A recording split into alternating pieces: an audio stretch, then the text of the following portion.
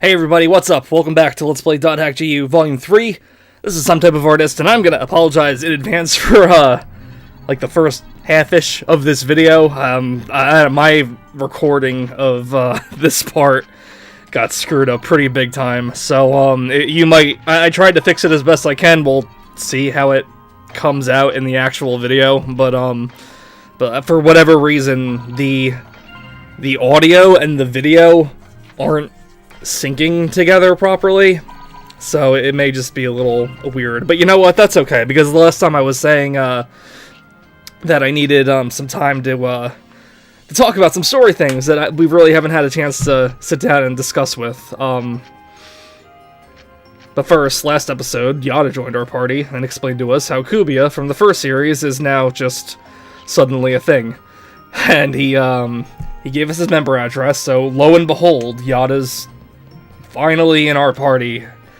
He's been he's been a part of the story since the beginning of Volume 1, and we are just now having him join our party. He comes with his lost weapon, so you don't have to worry about that. You probably have a ton of virus cores that you can upgrade him with. He is a macabre dancer. I guess it's kind of like a status mage, a little bit. He has a lot of status magic that he plays around with. He also has some attack magic too, so he can defend himself like that. I've got to be honest. I rarely use Yada at all. I'm not 100% sure what his whole deal is as like a class. His weapon gives him a decent attack. I think he has a decent attack. I think he can attack normally like a decent person. He's not as like fragile as a mage, but I'm not exactly sure how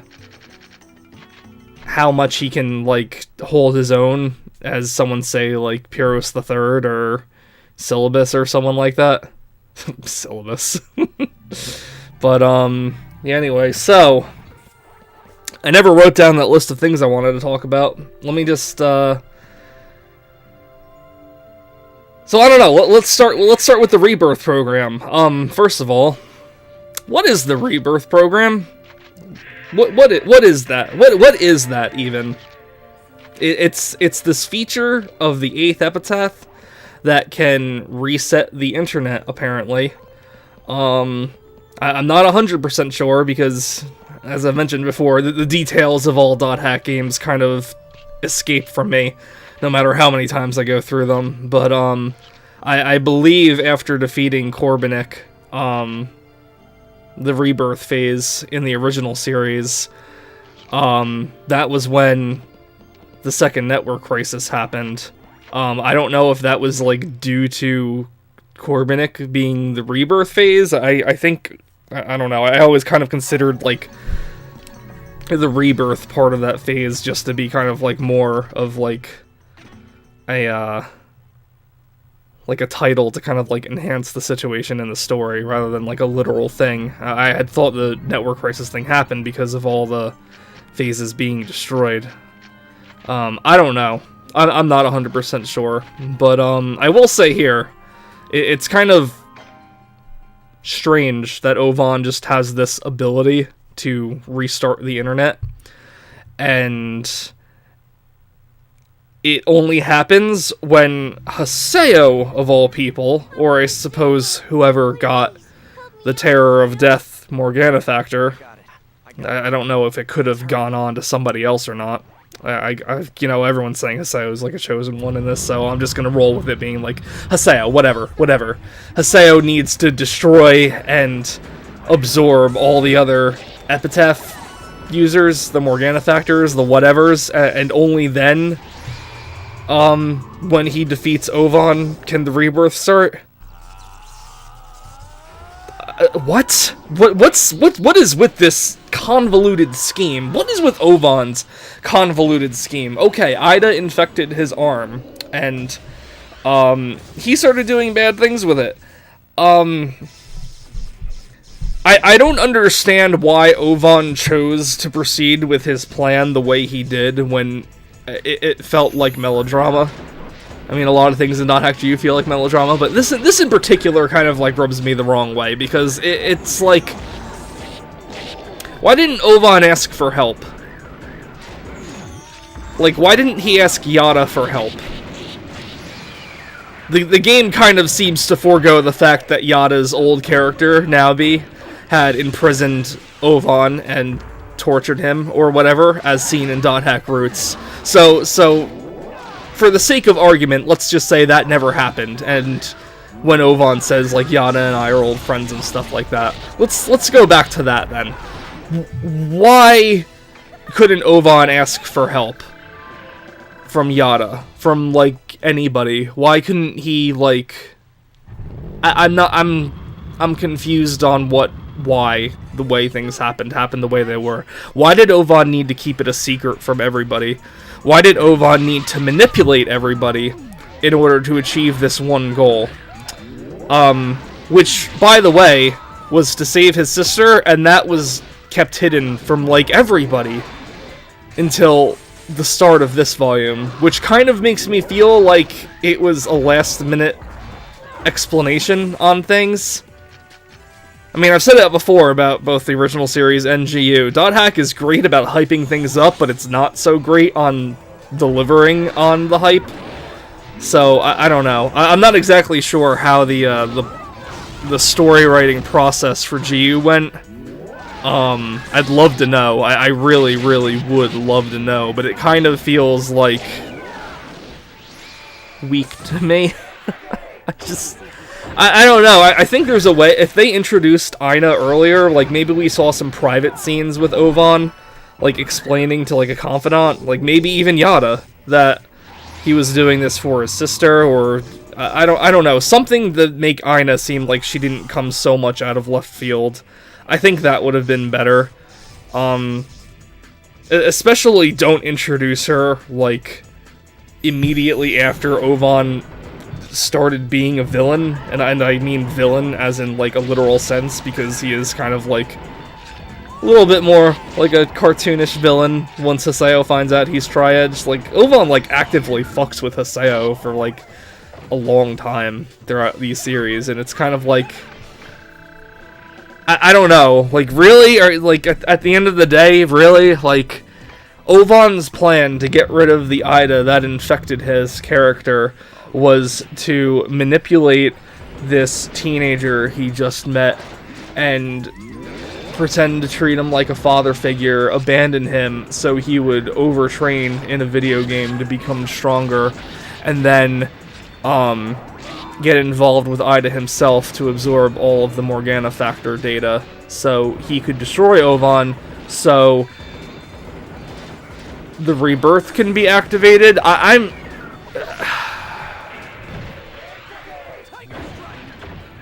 I mean, at the end of the day, is this really any stupider than any other JRPG bullshit at the end of a JRPG? But it's still kind of just like, it still bothers me a lot. I felt like it still bothers me a lot.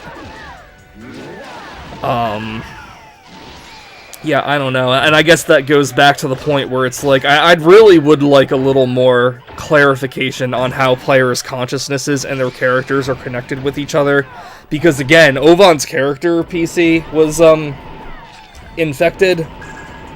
I don't exactly know how that translates to Ovan in real life, you know? I guess you could say the same thing about Adelaide when her doll syndrome thing started. I don't know.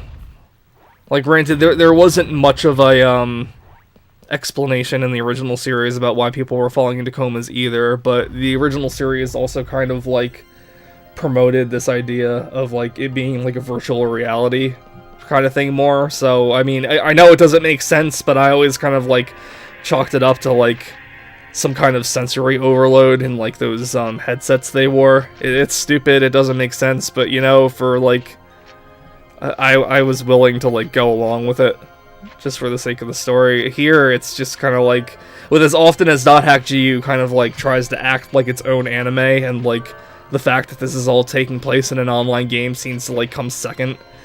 It just makes me raise a lot of questions more. I don't know. The thing with Ovan, I guess I would have liked more explanation on the rebirth and everything like that. The thing with Cubia that showed up at the last minute, I mean, well, I know we're going to a cutscene soon, so I don't want to start, like, a whole other thing, but, yeah, like I was mentioning in the last episode, you know, what's the third network crisis? Because the game kind of is, like, telling me two different things. They're telling me Cubia is going to activate it, and then they told me that it already happened because of the rebirth program. So how different are they really?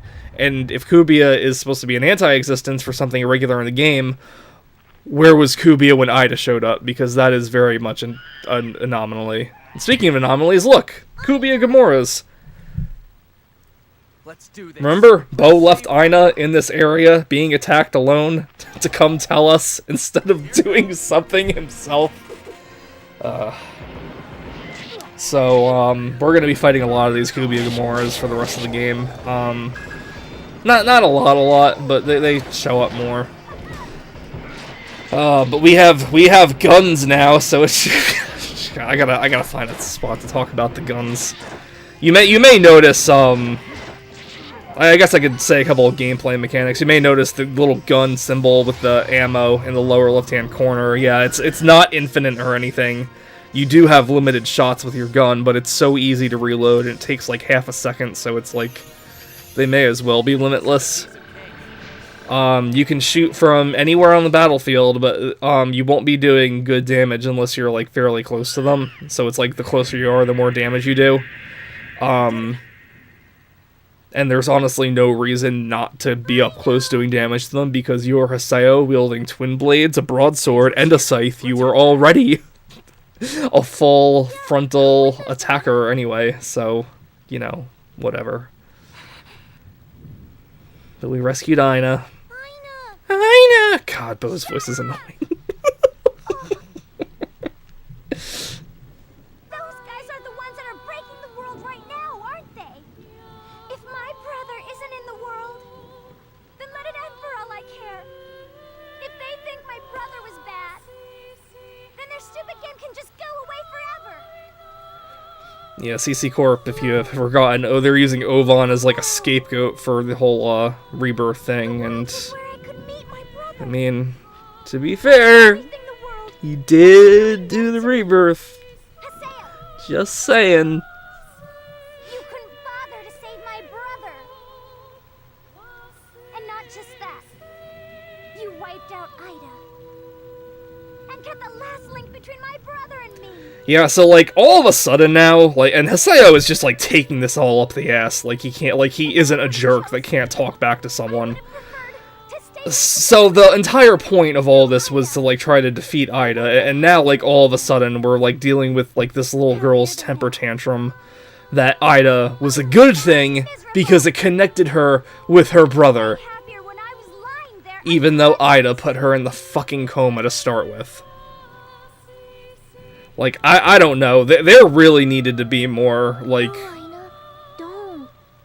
of an explanation of the relationship between Ovan and Aina, or they should have showed it more, or something. I'm not gonna lie, Aina just comes out of nowhere and causes more trouble, and he has a good heart. Haseo is a nice person, and he has a good heart. So you just can't take advantage of his kindness like that. Of his kindness. You shouldn't try to hurt yourself by hurting somebody else. Aina. Ovan wanted to save you. And you've got to believe in what he did. Who will believe in him if not you? Ovan. I mean, this could have been a lot more interesting, but like, because the whole thing, like, I don't know about everybody else, but I know a lot of, like, movies and stuff that I watched growing up, that they kind of, like, romanticize this idea of, like, sacrificing yourself to save somebody else. But it's like, you don't really, like, think about it, but it's like, I don't know, take this situation where it's like a brother and sister. It's like, the person being saved, how happy are they gonna be that, like, the other person is dead? Like, this could have been more interesting with Aina and Ovan. Because it's like, Ovan's being, like, portrayed as, like, such a martyr now, but it's like, he, like, I don't know, he could have, like, hurt Aina more by doing this, and it's like, I don't know, they don't really... They don't really go into anything. Like, this whole thing with Aina is just... It really just feels like padding. Like, you may even be wondering what the point of Aina even is, and unfortunately, she does have another role. It's a stupid role, too, that will be coming up in the next episode, I think. But, yeah, I don't know. Just, like, there's so much stuff in Volume 3 that just starts coming out of nowhere, and it feels rushed, and it feels dumb, and it feels like, why... Like, why do we need this new subplot with Aina? You know? Like, I feel like Aina was created to, like, make Ovan seem more sympathetic in what he was trying to do, but it's like, what if Ovan just knew about Aina and knew, like, the only way to get rid of it was to do the rebirth program? Like, why couldn't, like, that have been enough, you know? I don't know. I don't know. They just feel like they're, like, adding on more and more, like, useless things, and it's just coming off weirder and weirder. Aina? No, that's Yada, Haseo. I think she finally understands that blaming you won't bring Ovan back. Let's just leave her alone for a while. Let's leave her alone, period. Haseo, Like, that monster you fought was one of Cubia's hunting dogs, a Gomora. Wait, you mean that wasn't the real thing? you know it wasn't the real thing! You saw the real thing! Or Cubia is You saw how big that thing was at the bottom of the canyon? What? Did you really think that was it, Haseo? There can be little point in attacking a single Gomora. Our one chance may be to eliminate Cubia's main body. However, Cubia is the anti-existence of epitaphs. Fighting each other would only result in our powers canceling each other out. Yeah, and it's like, is it the is it the anti-existence of the epitaphs or the rebirth? Because it's like, I don't know. Head on. And I really wish they'd just kind of like So what can we do? be a little more clear on some things. if we could converse with Because it's like, if we could converse with God. Yup, this is where we're going, people. Have you not heard? This is where we're going. There was once a goddess watching over the world. You should have just said Aura. You should have just said Aura, but you had to, like, epicify it up by bringing, like, God into it. The It's system itself. The ultimate AI that once ruled over the world. Aura. yeah, so now Aura's coming back, everybody, just out of nowhere. You know, to be fair, it's not completely out of nowhere. They do mention her a couple of times throughout these 3 games, but, like, let's be honest, if you weren't a fan of the original series, you probably wouldn't have given those scenes much thought, and may have even forgotten about them entirely.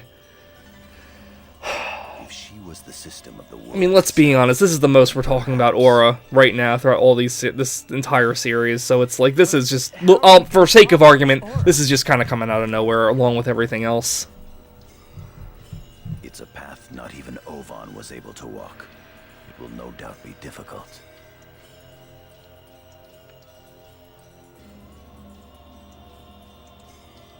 Hulgron's Cathedral.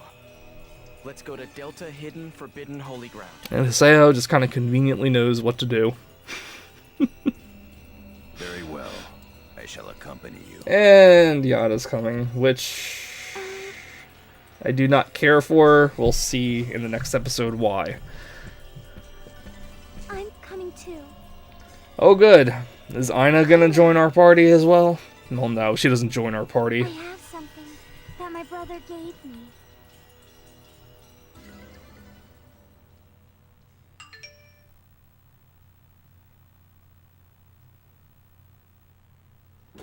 Let's invite Yada. and head to Delta Yeah, Hidden so, for big complaining episode. I wish I was kind of a little more focused with it. But it just... I don't know. As a story, it really starts derailing for me in Volume 3. As a Dot Hack fan, it pisses me off more and more as time goes on, just how many callbacks they're doing to the original series now, out of nowhere.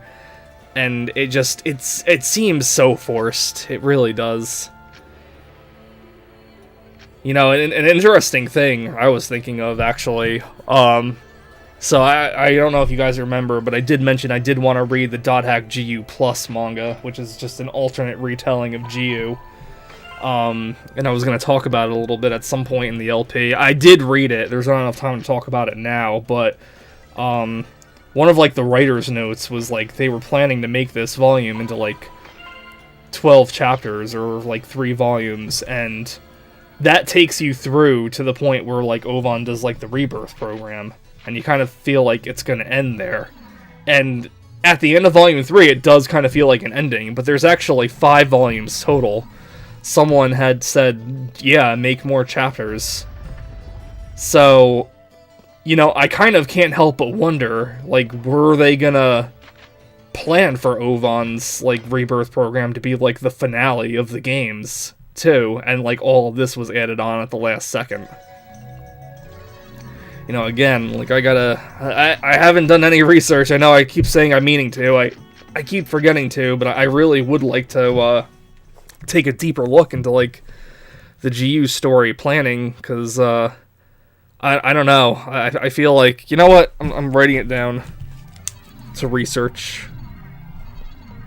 Research GU story planning. Because I would like to... I feel like if I found, like, some confirmation about some of that kind of stuff, it would at least explain some things for me, and maybe, like, why Volume 3 just feels so awkward, but that's gonna be for next time, so sorry for all the bitching, and next time... Well, we'll see you next time.